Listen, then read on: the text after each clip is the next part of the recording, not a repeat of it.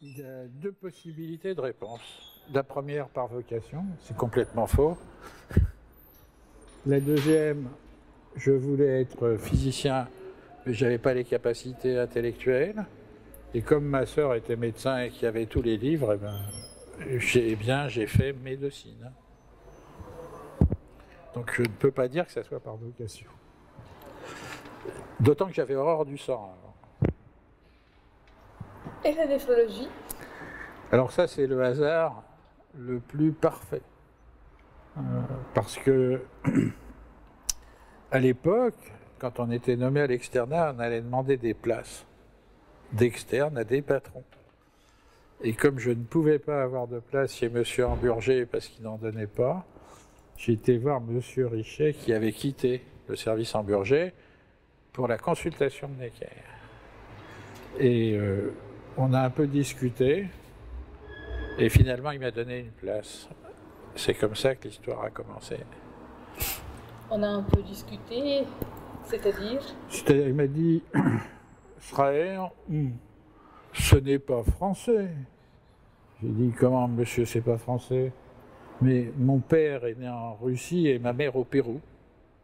Donc, si vous faites, c'est la France. Donc, c'est pour ça que je suis français. Alors, ça l'a fait beaucoup rire et voilà. Regret? Ah non. Non, aucun regret parce que j'ai vraiment eu, je pense, une chance insensée d'arriver chez M. Richet parce qu'à l'époque, on ne pouvait pas être médecin des hôpitaux ou professeur sans avoir une famille, un père qui était un ancien interne, etc. Moi, j'avais rien de tout ça. Et d'ailleurs, il m'avait dit au départ, il m'avait dit et je ne pourrai pas vous nommer. Je dis bon, on verra. Puis finalement, il m'a nommé. C'est tout. Et la chance, la vraie chance, c'est que j'aimais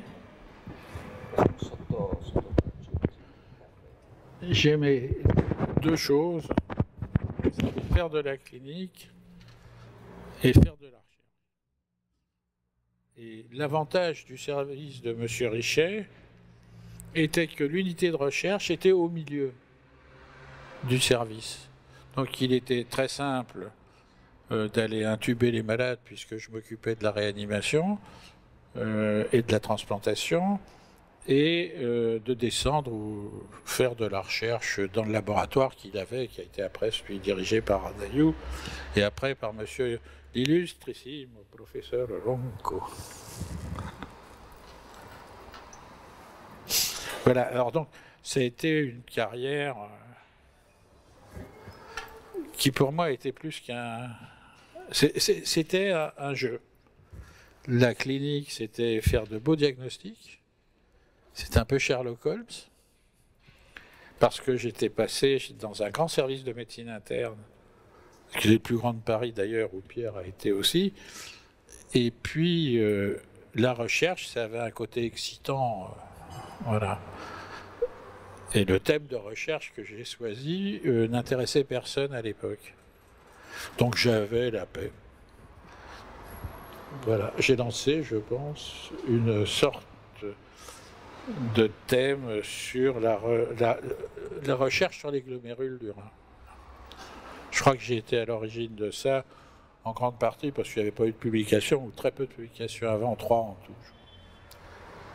Voilà, donc, et là, Richet a été pour moi plus qu'un soutien. C'était le seul qui m'encourageait, tout le monde me considérait comme un fou, quoi. Puisque ça n'intéressait pas les gens du Collège de France, donc... voilà. Je ne vous cache rien. On est ici pour ça, pas pour cacher.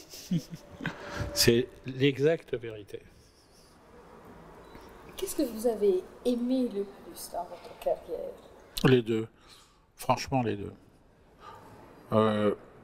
Les premières transplantations que on a faites à l'hôpital Tenon, c'était fin 68 avec le professeur Leroux Robert. Si on refaisait la même chose aujourd'hui, on serait en prison.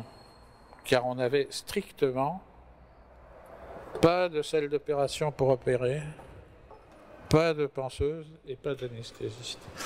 Donc on était forcé de squatter une salle d'opération d'urologie qui était fermée la nuit, d'amener nos infirmières qui n'étaient pas du tout des penseuses et de faire l'anesthésie par une, ma foi très mignonne, infirmière anesthésiste d'obstétrique.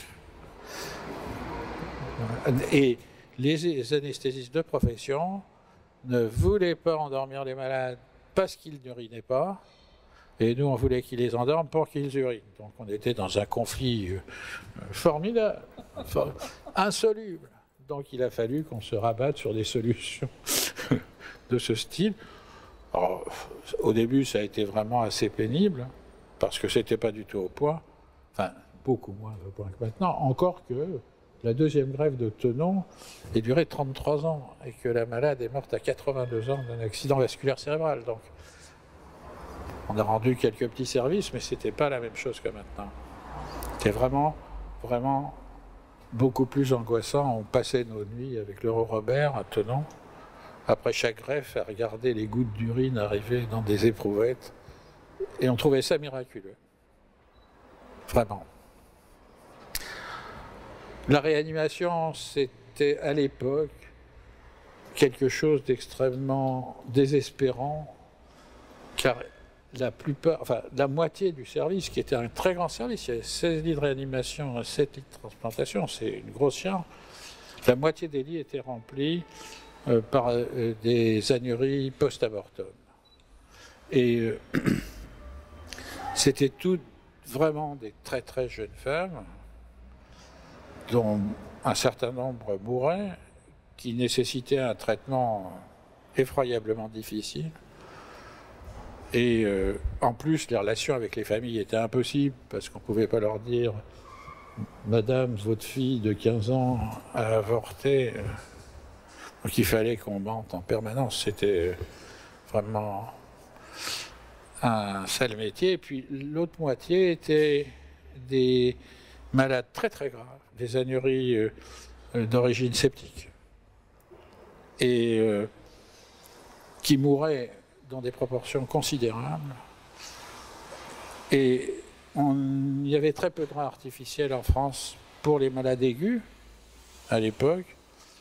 Donc on nous téléphonait d'un peu partout et on disait « Vous pouvez nous l'envoyer vers 18h, on aura probablement un malade décédé et qu'il y aura un lit. » Alors des fois, il ne décédait pas, ce qui fait qu'on ne savait pas où mettre des malades graves ici. C'était quand même assez compliqué. Et puis la recherche, alors ça, la recherche, c'était vraiment le moment de détente. Je me rappelle, j'ai beaucoup travaillé avec Ardaillou et ma femme, qui est biologiste, et c'était vraiment, vraiment le moment où on regardait les sorties de radioactivité sur les compteurs, lorsqu'on regardait si l'angiotensine 2 se fixait, enfin ce genre de trucs. Et là, on passait des heures à regarder ça. Encore qu'au début, le patron de ma femme ne voulait pas qu'elle travaille sur les glomérules, parce qu'on ne travaillait que sur les tubules. Dixit, M. Morel du Collège de France. Voilà.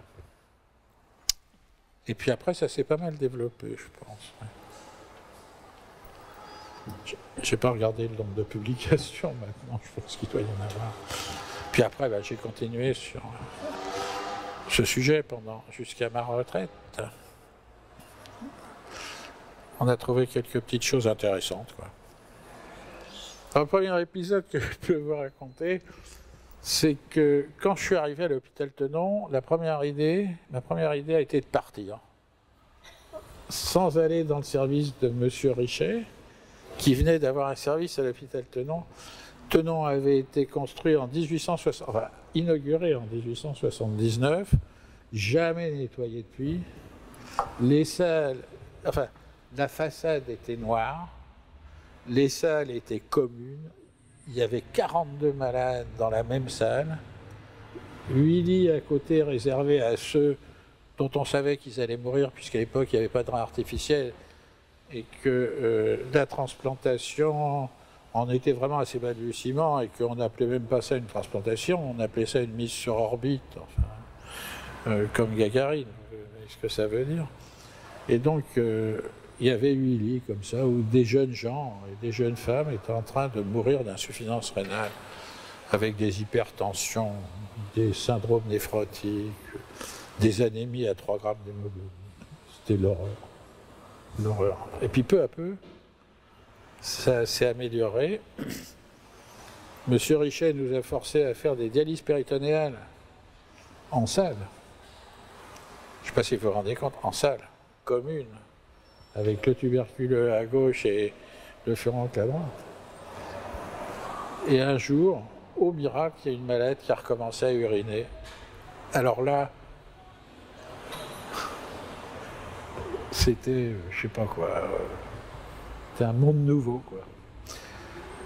Et ça nous a à tous donné, tous ceux qui étaient à l'époque chez M. Richet, il y avait Philastre, Mignon, tout ça, ça nous a donné une petite, un petit aperçu de ce que pouvait devenir cette nouvelle spécialité, puisqu'elle était quand même tout à fait récente.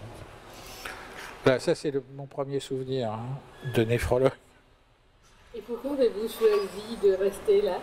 Parce que j'étais externe chez M. Richet, qui venait d'avoir un service. Les résultats de l'internat étaient donnés un matin. Les admissibles traînaient dans le quartier latin en buvant toute la nuit avant les résultats. Et que quand j'ai su que j'ai été nommé, j'ai été voir M. Richet, il m'a demandé qu'est-ce que vous voulez faire plus tard. Je dis de la néphrologie. Il aurait été gastro-entérologue, je pense que j'aurais dit de la gastro-entérologie, puisqu'on s'entendait très bien. Donc c'était pas encore une question de vocation, hein. C'était une question, comment dirais-je, d'opportunité, ou comme un miracle, quand deux événements improbables se rencontrent. Voilà, c'est tout. Hein. C'est vraiment comme ça que ça s'est passé. Et donc M. Richet m'a dit à ce moment-là, vous inquiétez pas, je vais vous faire votre internat. Puis après, j'étais chef de clinique chez lui. Puis il m'a dit, si on s'entend bien, vous me succéderez. Je me suis dit, il est fou, parce que jamais un patron ne promettait à quelqu'un, à cette époque, à un petit, qu'il allait lui succéder 20 ans après, quoi. Et en fait, c'est comme ça que ça s'est passé. Les grands maîtres parisiens de l'époque avaient tous la même vision, c'est-à-dire une vision hospitalo-universitaire de la médecine. C'est la raison pour laquelle, quand l'INSERM a été créé vers 1959-60, ils ont tous demandé à avoir des unités de recherche, tous, pour faire de la recherche à leurs élèves. Mais Monsieur Richet s'intéressait que aux médecins hospitalo-universitaires. Les autres, il leur trouvait des situations, comme Olivier Korelski, mais il ne les gardait pas dans son service parce qu'il leur avait donné tous les moyens pour qu'ils fassent très bien, une très bonne recherche, et eux préféraient faire de la clinique, etc., et voir des malades, alors que je pense qu'un malade peut être, dans un grand service, peut être vu une fois par jour ou 2 fois par jour par l'interne, une fois tous les 2 jours par le chef de clinique, une fois tous les 3 jours ou 4 jours par l'assistant ou le patron. Donc il y a du temps, il ne faut pas exagérer, on ne passe pas son temps. Je vais dire peut-être quelque chose qui va vous choquer. Mais en néphrologie, on ne passe pas son temps à faire des touchés rectaux en continu, hein, pour voir si la prostate gonfle ou dégonfle. Donc en fait, il n'y a pas de clinique en néphrologie. Il n'y a pas. La seule clinique, c'est la douleur, hein, de la colique néphrétique, le reste. Ce ne sont que des conséquences des maladies du rein. Et en fait, celles-là sont très limitées. Et ça ne nécessite pas, en général, des connaissances extraordinairement profondes de la médecine, sauf quand on va dans les maladies rares, les maladies vedettes, les maladies d'avenir, comme disait notre maître Sillet. Voilà, donc c'était vraiment ce qu'il y avait de mieux. Puis alors, en plus, il avait ce que n'avaient pas énormément de patrons, des qualités humaines assez extraordinaires. Moi, je sais que Il s'est toujours occupé de mes enfants quand j'étais en vacances, y compris pour les faire hospitaliser. Il s'est toujours intéressé à leurs études. Mes enfants le considèrent comme leur grand-père. Et puis, il demande toujours de ses nouvelles. On se voit très souvent avec M. Richet. Et c'est toujours presque familial. Vraiment. Vraiment. Donc, moi, je ne peux pas en dire le moindre mal. Il m'a mis à la porte du service une fois parce que j'étais pas d'accord avec lui. Ça a créé tout un drame, un psychodrame. On s'est rencontrés. On n'était de nouveau pas d'accord. Il m'a remis à la porte. Il m'a fait revenir. Enfin bon. Mais à part ça, qui était vraiment une question de susceptibilité, le reste, jamais eu de problème avec lui. Jamais. Quelle question c'était? Comment? Quelle question c'était, si je peux demander? Il voulait absolument, parce que d'aucuns le faisaient dans Paris, faire des staffs le samedi. Et comme nous, avec Korelski, on était les deux seuls à faire de la greffe, on était pratiquement pris un jour sur deux à plein temps. Donc, quand on pouvait, on prenait tout notre week-end, y compris le samedi et le dimanche, et on le faisait une fois sur deux. Et moi, un staff le samedi, c'était pas possible. Donc j'ai dû lui sortir ce qui m'est venu à la tête, c'est-à-dire « Monsieur, il n'y a que les gens qui ne foutent rien, qui font des staffs le samedi. » Voilà, c'est exactement comme ça. Donc il m'a dit « Partez », je suis parti. J'ai laissé un petit mot en lui disant que j'étais navré de partir, mais bon. Voilà. C'est exactement ça. Il n'y avait pas de raison de se laisser faire, et il le comprenait parfaitement. C'est vrai, hein. Donc ça a été le seul incident si je peux, diplomatique que j'ai eu avec lui. Je ne crois pas que j'en ai eu d'autres, non. J'en ai eu un deuxième qui était que lorsqu'il est parti à la retraite, et que j'ai donc pris sa place, il n'est pas parti vraiment, c'est-à-dire qu'il était toujours dans son bureau, il ouvrait toujours le courrier et il répondait. Alors moi, je ne savais pas qui était le chef de service, qui devait faire quoi, enfin bon. Et je dirais pas heureusement, mais un des grands néphrologues est mort à Boston, Merrill. Et M. Richet, qui était président de la société, ou qui avait été président de la Société internationale de néphrologie, a dû aller à Boston prononcer l'éloge funèbre de Merrill, qui était un très très grand néphrologue.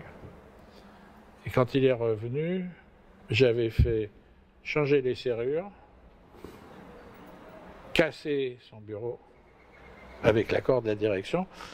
Et quand il est rentré, il a fait ce qu'il faisait d'habitude, c'est-à-dire qu'il venait le samedi matin, il venait le matin, mettait la clé, rentrait, puis il regardait son courrier.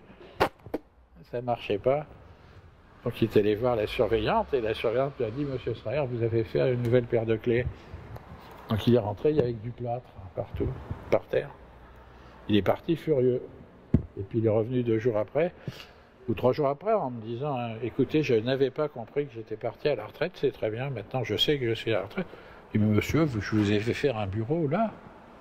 Je ne veux pas que vous partiez. Ce que je voulais, c'est qu'on définisse bien les rôles respectifs de chacun. » Comme à l'époque, il était, je crois, président de la commission d'évaluation des universités. Il avait besoin d'un bureau, il avait besoin de secrétaire, donc je lui ai tout laissé, un bureau, une secrétaire, mais il fallait qu'il y en ait un qui dirige le service, quoi. Voilà, ça c'était le deuxième incident. Il était vraiment, je crois, pas très content. Enfin, bon. Mais c'est une réponse d'un homme très intelligent. Ah oui, mais il lui a fallu 48 heures pour digérer. Non, c'est vrai que c'était pas très gentil, mais bon, je savais pas comment faire. Voilà la vérité. J'ai saisi l'opportunité.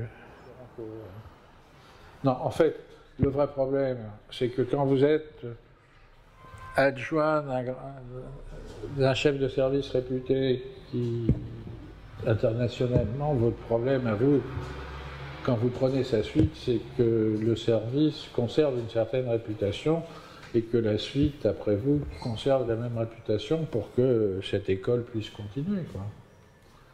Donc, c'est ce que j'ai appris de M. Richer, c'est qu'il fallait vraiment choisir ses élèves, surtout prendre comme élèves des gens formés de telle façon que vous ne comprenez pas ce qu'ils font, pour qu'ils soient plus évolués que vous, et qu'eux-mêmes fassent la même chose pour que la progression de l'unité de recherche et de la clinique, d'ailleurs, ça va ensemble, soit continue, et que vous puissiez partir, disons, comme dirait Richer, la tête haute.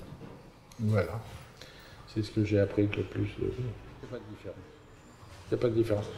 Un bon service clinique, ou très bon service clinique, doit avoir une très bonne unité de recherche. Une très bonne unité de recherche, à mon avis, ne peut s'appliquer ne peut avoir d'idée que grâce à un bon service clinique. Alors, je ne vous parle pas des sciences, disons, de base, qui sont à la limite très peu médicales, comme la biophysique et encore. Toute l'évolution moderne de la génétique, qui est très difficile à comprendre. Mais les technologies dérivées de la génétique sont faciles à comprendre et sûrement très coûteuses, mais aussi peut-être génératrices de grands progrès. Encore qu'à mon avis, je ne sais pas si vous avez entendu parler des histoires de puces, ARN, ADN, tout ce qui est mis en home, hein, le génome, etc., le transcriptome, l'épigénome maintenant.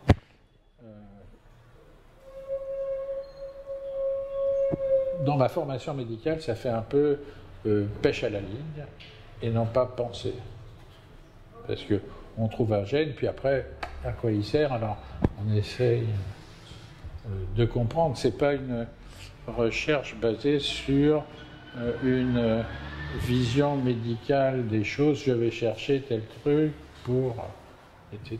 Tandis que là, je fais quelque chose, j'ai un ordinateur qui me sort des résultats et après je regarde. Donc ça me semble un peu de la pêche à la ligne. Mais enfin bon, c'est sûr que ça existe et que il est sûr aussi que ça va fournir d'énormes renseignements.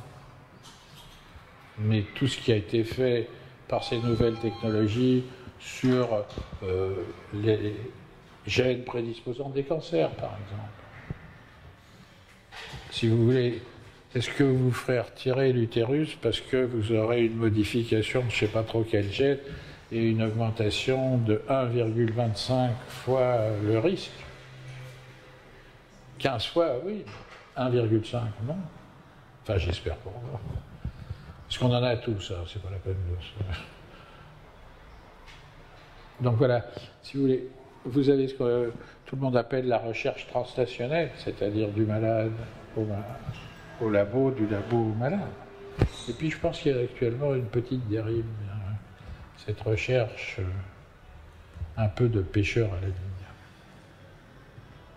Qu'est-ce que ferez-vous comme recherche? Alors maintenant, moi je fais plus rien, grâce à Dieu, mais j'ai des gens qui travaillaient avec moi, on avait trouvé quelque chose d'assez intéressant, et c'est continué au Collège de France actuellement. La recherche se continue là-bas au Collège de France.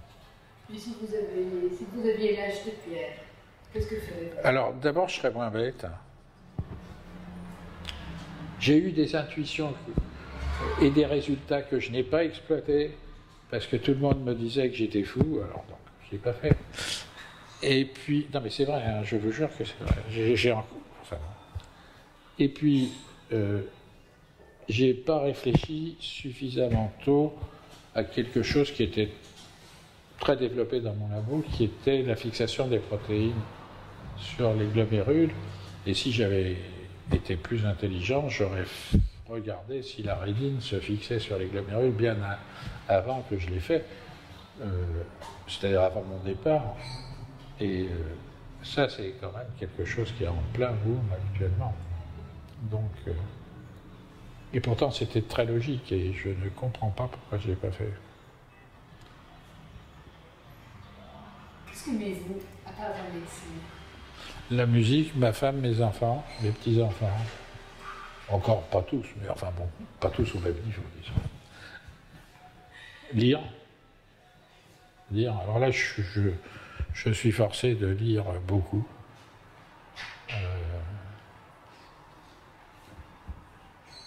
Le golf. Par exemple, ce que je lis, je suis en train de lire toute une série de livres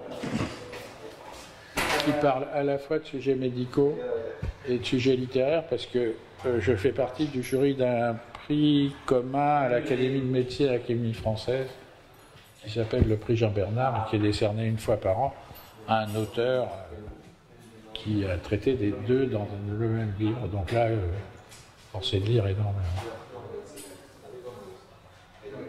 Il y a de temps en temps un très beau livre, et puis la plupart du temps un très mauvais livre, édité par très grands éditeurs. Et quelle musique aimez-vous? Ah, moi j'aime la musique baroque. Mon goût J'ai essayé d'écouter du Bartók avant-hier. J'ai trouvé ça difficile pour mes oreilles. Non, j'aime bien tout ce qui est Monteverdi, Bach, etc. Ah, ça, j'aime beaucoup. Et j'ai joué pendant très longtemps du piano. Donc. Vous jouez encore? Non, parce que, vous voyez, quand on est vieux, on manque de force et on a les articulations. Quelqu'un de vos enfants ou petits-enfants joue des instruments de musique? Oui, j'ai mes fils oui, qui jouaient, puis maintenant ils se sont arrêtés. Quand j'étais interne et que je m'ennuyais, j'allais voir ma professeure de piano pour jouer. Alors je passais 1 heure là-bas. Voilà, ça me détendait. Alors moi, qui suis pas un être profondément lié à ce qu'on appelle aujourd'hui l'éthique, qui n'a pas trouvé de définition au mot éthique, j'arrive pas à faire la différence entre éthique et morale. Je pense que le seul rapport convenable entre un médecin et un malade, c'est de guérir le malade. Ce que le malade attend de vous, c'est pas de dire « Ah, mon pauvre, ça va peut-être aller, etc. » Non, il attend qu'on fasse quelque chose pour lui et, dans la mesure du possible, qu'on le guérisse. C'est tout. Donc, le reste, le rapport médecin-malade, moi, je ne pouvais pas en avoir. J'avais beaucoup de malades dans le coma. Discuter avec les malades dans le coma, c'est très difficile.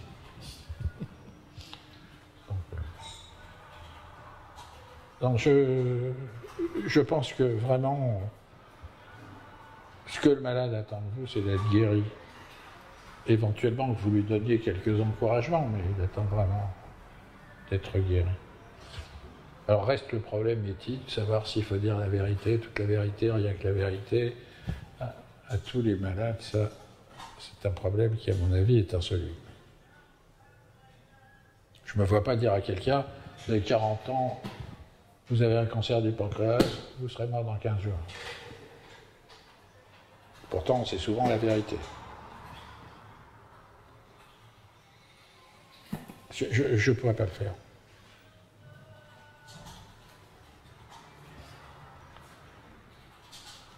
Je n'ai rien contre le fait d'accompagner les très grands malades vers une sortie de vie très facile, douce, avec de la morphine. Je n'ai rien contre.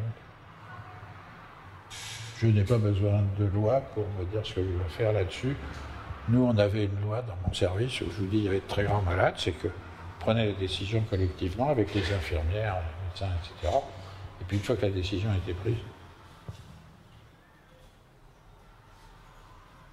ça ne regardait plus que la surveillante et moi.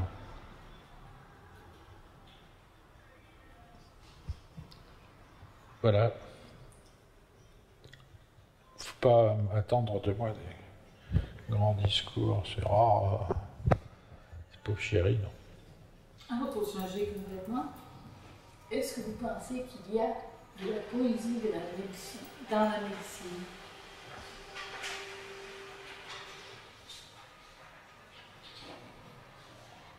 Ça peut exister, oui.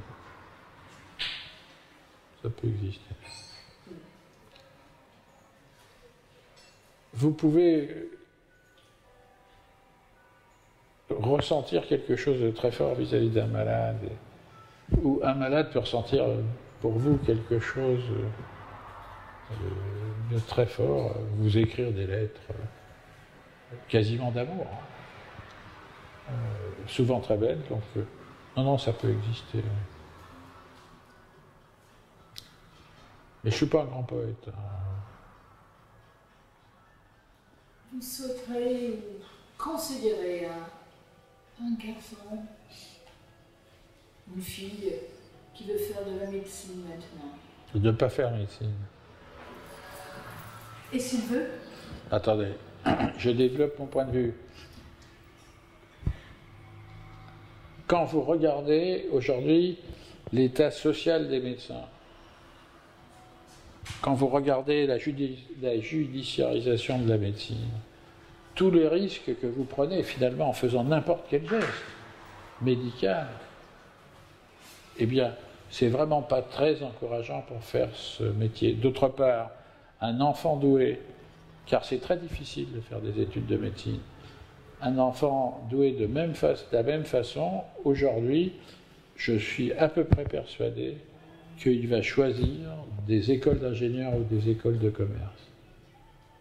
Parce que quand il regardera leur différence de la carrière médicale au bout de 10 ans, combien il gagne et combien gagne le petit ami qui a fait Polytechnique ou qui a fait même pas Polytechnique, mais une grande école, il y a des différences énormes dans le train de vie de l'ordre de 3 à 4 fois, et ils n'ont pas tous les inconvénients de ce métier qui est quand même un métier où vous travaillez 35 heures, c'est un leurre. Personne ne peut travailler 35 heures en médecine. Enfin, nous, on travaille beaucoup plus qu'à 35 heures. Et bon, donc, alors après, s'il veut faire médecine, je lui conseillerais de faire de la dermatologie. Non? Parce que la dermatologie, c'est une très belle spécialité. On peut étudier des tas de choses dans la peau, l'immunologie, des cellules souches, on peut faire de la clinique, on peut soigner les malades. Et vraiment, c'est ce que je conseillerais aujourd'hui. Et si le garçon ou la fille veut absolument faire de la néphrologie? Ben, je dirais d'aller chez lui. Et surtout de faire attention à travailler au labo et en clinique. Alors, c'est pas parce que M. Ronco est là que je veux le flatter. Il a été interne dans le service. Il a succédé à Poitiers. Enfin bon. Mais je pense qu'actuellement, c'est quand même le néphrologue français le plus connu. Ça, je le pense sincèrement. Je pense aussi sincèrement que la néphrologie française a beaucoup baissé par rapport à ce qu'elle a été il y a 20 ans, ou 30 ans, ou 40 ans, quand ils ont créé la néphrologie. Je ne sais pas si vous vous rendez compte, du temps de M. Richer, Burger, tout ça, des premières greffes de rein, des premières artificielles pour soigner les anuries post-abortum, tout ça, c'était merveilleux, c'était un champ d'exploitation formidable. Les premières recherches sur le rein, sur la concentration de l'urine, même si la concentration de l'urine dépend des tubes, etc., etc. Il y avait à l'époque, il me semble, des gens qui avaient une autre envergure intellectuelle. Alors vous me direz que je ne les connais pas tous, les nouveaux, il y en a peut-être qui sont géniaux, etc., etc. Mais j'observe quand même des choses qui me choquent.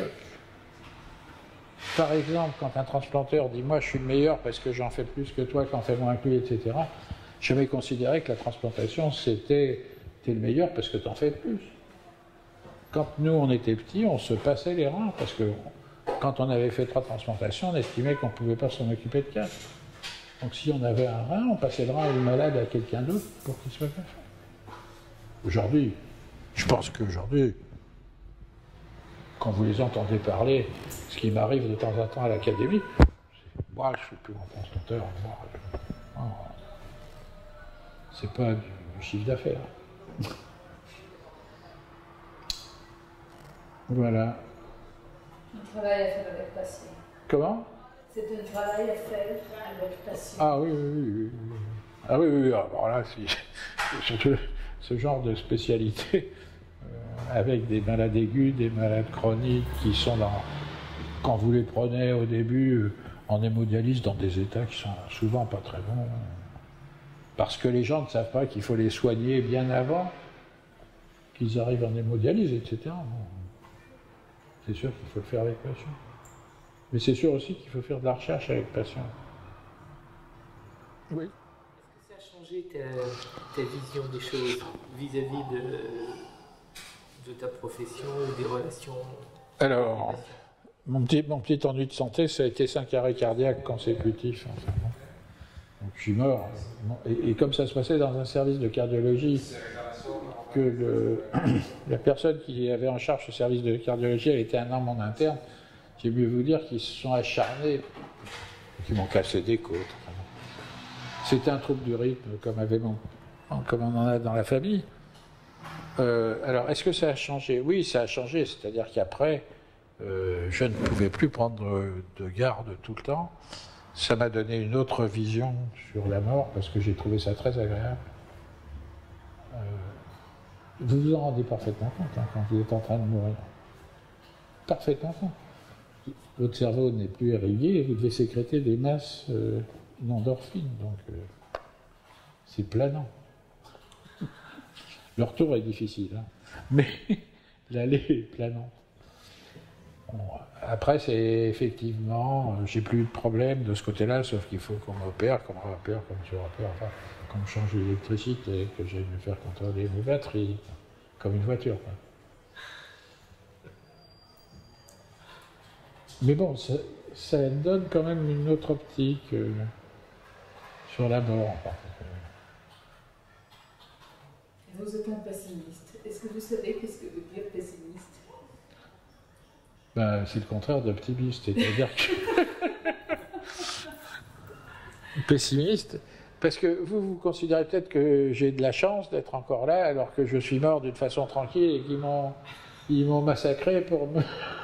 Mais c'est vrai, ça c'était la bonne solution. Si ça m'était arrivé ailleurs, j'aurais pas eu de problème, je serais mort à une fraction de seconde, et dans le bonheur.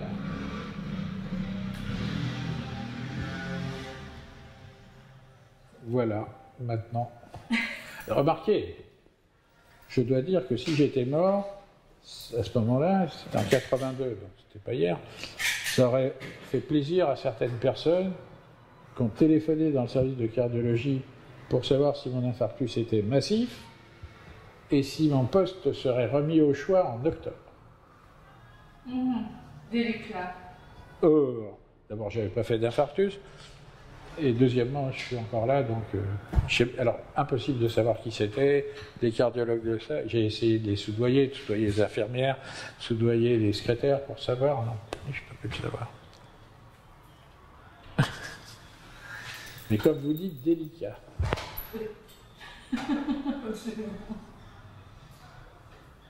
J'ai une autre histoire, puis je vais arrêter là-dessus, qui m'a vraiment beaucoup traumatisé pendant un bon mois dans ma vie. C'est que un jour, le Canard enchaîné a publié un article sur mon service, un article que j'ai lu de travers. Et quand je suis arrivé dans le service, je m'étais arrêté. Ah oui, je m'étais arrêté pour acheter le Canard enchaîné parce qu'on m'avait téléphoné dans la nuit, Radio Monte-Carlo, parce qu'ils voulaient m'interviewer, je ne savais pas de quoi il s'agissait. Et finalement, je suis arrivé, j'ai reçu un coup de téléphone du journal célèbre et ô combien sérieux, Le Monde. Celui qui s'occupait des affaires médicales voulait absolument m'interviewer par téléphone, j'ai refusé.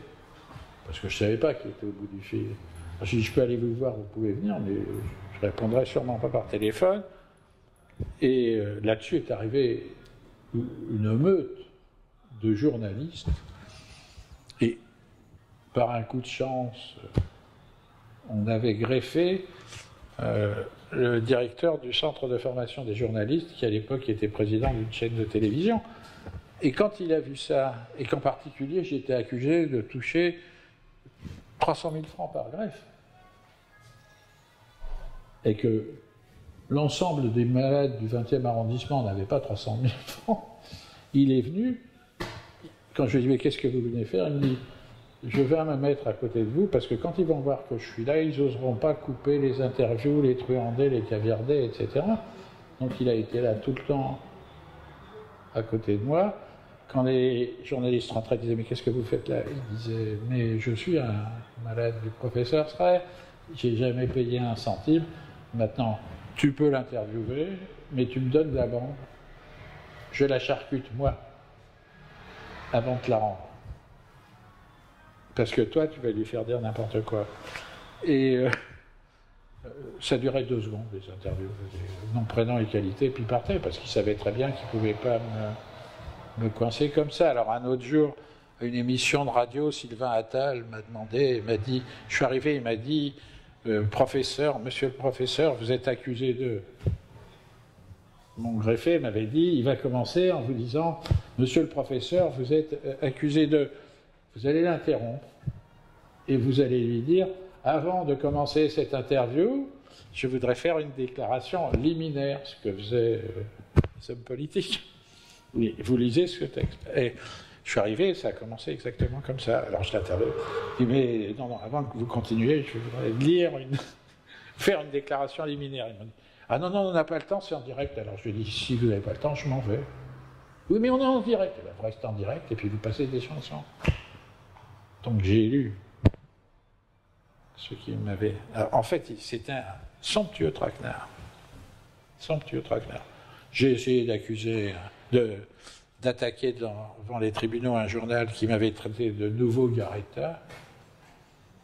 C'est l'homme du sang contaminé. Hein. Les avocats qui s'occupent de la presse m'ont dit, mais t'inquiète pas, ce soir, il y aura un démenti dans le monde illisible. Tellement ça sera petit, effectivement, le soir. En disant qu'il s'était un tout petit peu trompé. Ah non, pas comme ça, non. Comme ça. Là, ça m'a beaucoup traumatisé. Et ce qui m'a surtout traumatisé, c'est que là, je me suis rendu compte de qui étaient mes amis.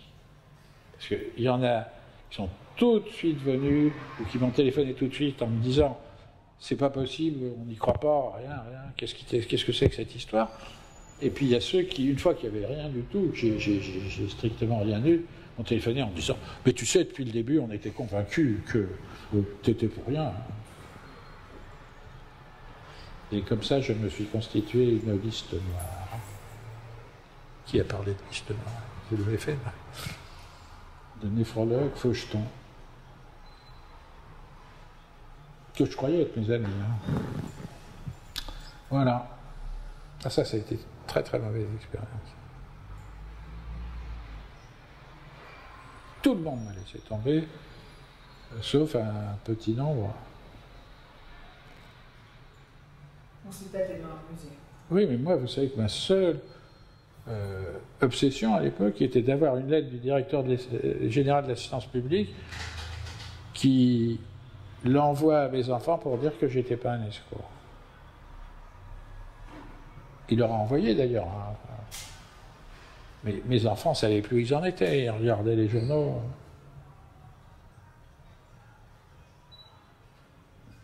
Et qu'est-ce qu'il avait derrière ça? La jalousie de certaines personnes que je connais très bien. Ça n'arrive pas par hasard. Ah non, c'était juste une histoire de jalousie, même pas de néphrologue, vous vous rendez compte, même pas.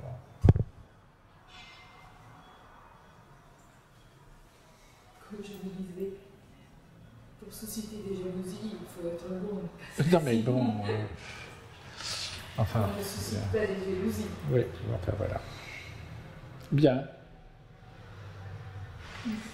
Vous connaissez toute ma vie, presque. Enfin, je pensais que vous ne connaissez pas. Enfin, tout au moins ma vie professionnelle. Bon.